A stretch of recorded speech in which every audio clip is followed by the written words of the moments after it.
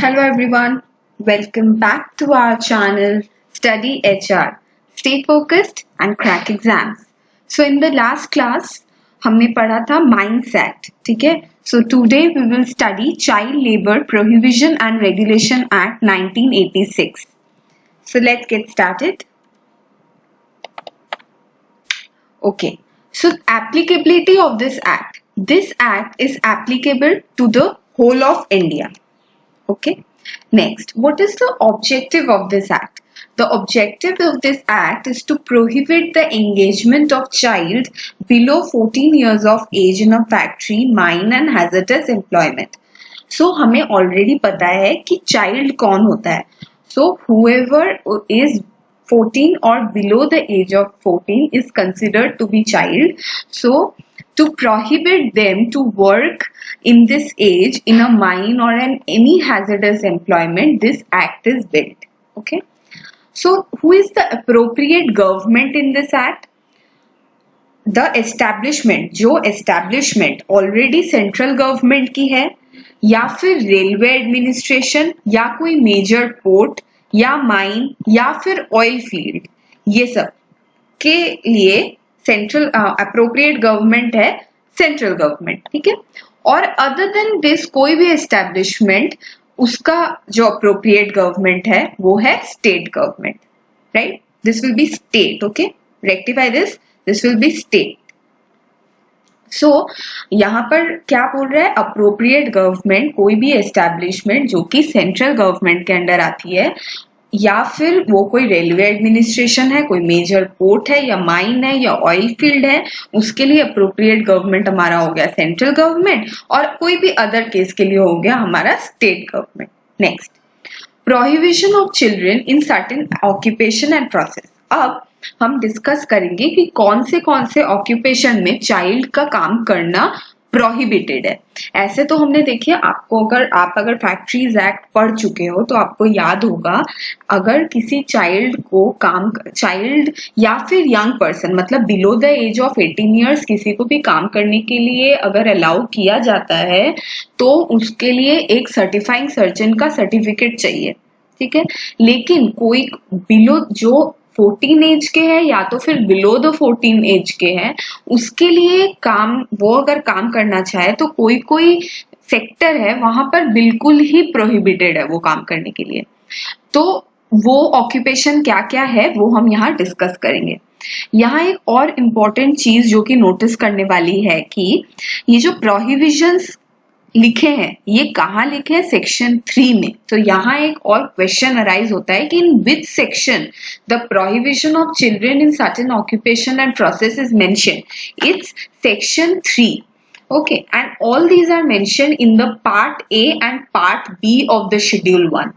यहाँ पर दो पार्ट के, मतलब पार्ट ए में कुछ ऑक्यूपेशंस के बारे में लिखा है और पार्ट बी में लिखा है.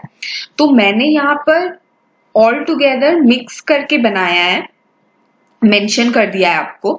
लेकिन आपको ये चीज अच्छे से याद रखनी है कि यहाँ पर दो पार्ट है, part A and part B of the schedule 1 में हमारा prohibition of children in certain occupation and process mentioned है. और ये आपका जिस साल ये एक्ट मेंशन हुआ था, जिस साल ये एक्ट आया था आपका, जैसे यूजीसी नेट वगैरह में पहले ये एक्ट नहीं था सिलेबस में, तो जिस साल आया था this exact question was there that in which part this prohibition is mentioned. तो that's become a very important question. So you need to remember that part A and part B of the schedule 1 the prohibition of children in certain occupation and process is there, along with it is mentioned in section 3.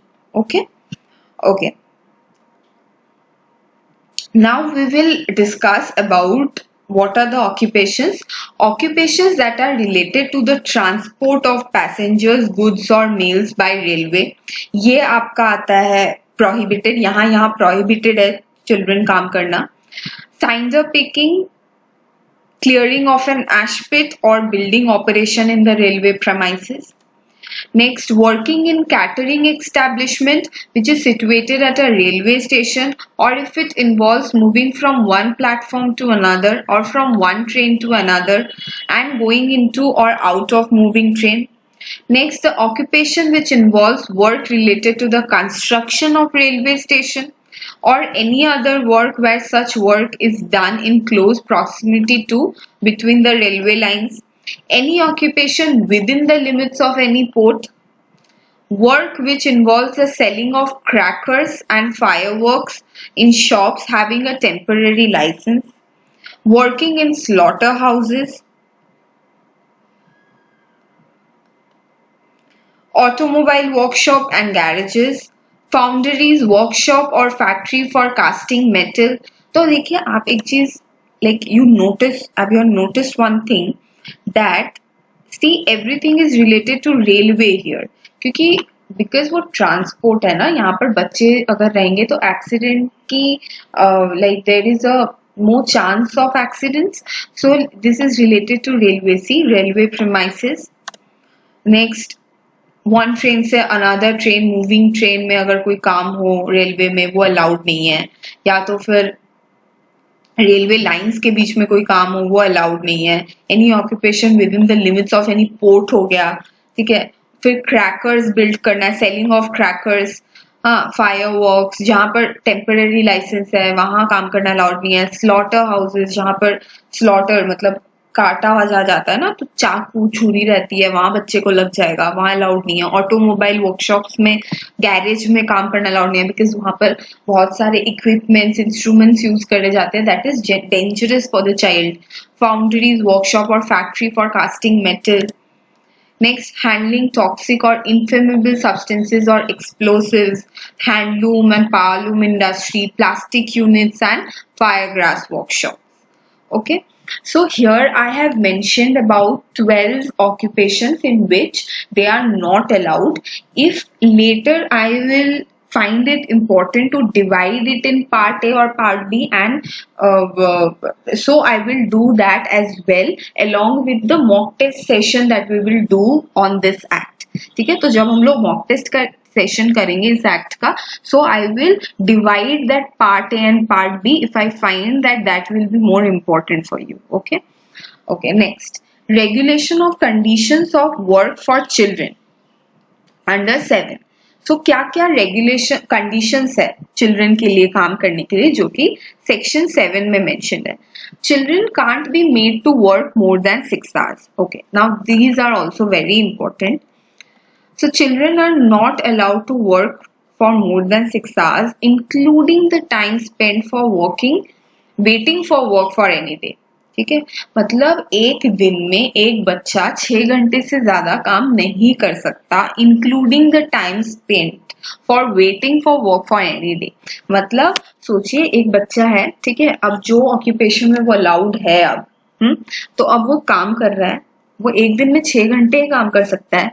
अगर सोचिए वो 4 घंटे काम किया, 1 घंटे आपके पास कोई काम देने को नहीं है तो आप 1 घंटे उसको बिठा के रख दिए, फिर 2 घंटा काम कराए. ऐसा नहीं हो सकता. आप अगर उसको 1 घंटा काम के लिए बिठा के रखे हो कि नहीं अभी मेरे पास काम नहीं है, 1 घंटे बाद होगा या बाद में करना, तो वो 1 घंटा भी उसके काम के आर में पकड़ा जा रहा है. तो ऑल टोटल आप 6 घंटे ही काम करा सकते हो, including the waiting time. Clear? Now work should not be more than 3 hours at a stretch. Wait, it will be not. Okay, I'm just writing it for your convenience. So work should not be more than 3 hours. एक stretch पे 3 घंटे से ज्यादा काम नहीं करा सकते, बीच में रेस्ट देना होगा. And interval of 1 hour at least must be given for rest.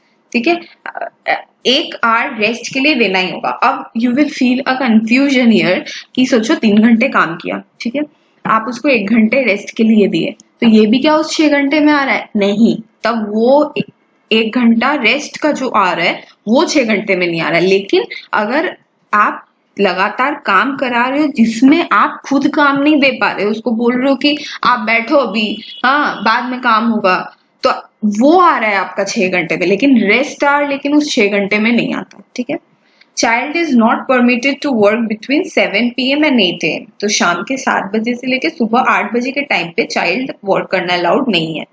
Every child is entitled to a holiday of 1 whole day in a week.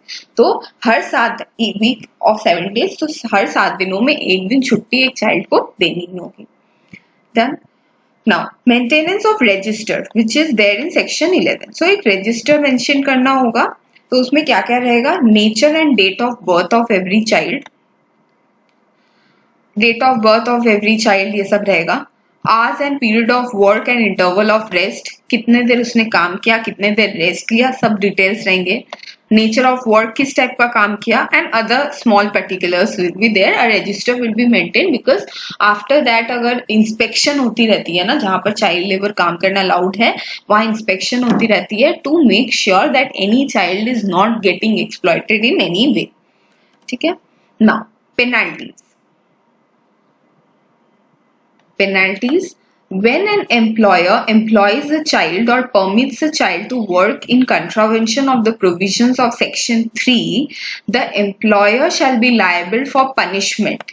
ठीक है। अगर कोई एम्प्लॉयर, जैसे सेक्शन 3 में हमने अभी क्या पढ़ा कि कौन सा ऑक्यूपेशन में चाइल्ड काम करना अलाउड नहीं है, तो अगर कोई एम्प्लॉयर उसके बावजूद वो कोई ऑक्यूपेशन में एक बच्चे को काम कराए तो उसको क्या पनिशमेंट होगी? He will be imprisoned for a term which may extend to 1 year, जो कि 1 साल तक का हो सकता है, and with fine which may imposed shall not be less than ₹10,000, और फाइन होगा जो कि less than 10,000 नहीं होगा, and which may extend to ₹20,000 और विद बोथ। उसको 1 साल तक की सजा हो सकती है और मिनिमम 10,000 की फाइन होगी, या तो वो एक्सटेंड भी हो सकती है 20,000 तक, या तो फिर दोनों ही होगी। ठीक है। And whosoever is convicted of the said offense under section 3 and repeats the same offense। अब सोचिए कोई एस्टेब्लिशमेंट, किसी ऑक्यूपायर ने ये काम किया तो उसने 1 साल की जेल कर 1 साल की सपोज उसे जेल हो गई, या तो फिर उसे 10-12 हजार की फाइन हो गई, या तो फिर दोनों ही हो गई, चुक गया, उसका हो गया, मिट गया। लेकिन उसने फिर रिपीट किया ऐसा ही काम, तब उसे क्या होगा? He shall be punished with imprisonment for a term which shall not be less than 6 months। फिर उसे 6 महीने की जेल हो सकती है एंड कैन बी एक्सटेंडेड। अच्छा, फिर उसे 6 महीने की जेल तो मिनिमम होगी, जो कि 2 साल तक भी एक्सटेंड हो सकती है। ठीक है। So here we end our child labour abolition and prohibition act 1986। तो हम इस एक्ट के ऊपर नेक्स्ट क्लास में मॉक टेस्ट प्रैक्टिस करेंगे। And as you have noticed कि हमने इस एक्ट को बड़ी शॉर्ट तरीके से पढ़ लिया है ताकि आपको मेजर पॉइंट्स जॉट डाउन हो जाए दिमाग में। अब हम जब मॉक टेस्ट करेंगे ना, वो डिटेल्स में कर लेंगे, तो कि छोटी छोटी बातें अगर इधर उधर छूट गई है वो आपकी कवर हो जाए। ठीक है। और मैं देख लेती हूँ, अगर आपको पार्ट ए और पार्ट बी का डिस्क्रिमिनेशन अगर इम्पोर्टेंट हो, मैं वो भी मेंशन कर दूंगी जिस दिन मैं मॉक टेस्ट प्रैक्टिस करूंगी। ठीक है। So keep studying, stay safe, thank you, and please don't forget to like, share and subscribe our channel and press that bell icon below so that whenever we come with our new video you get notified. Bye bye.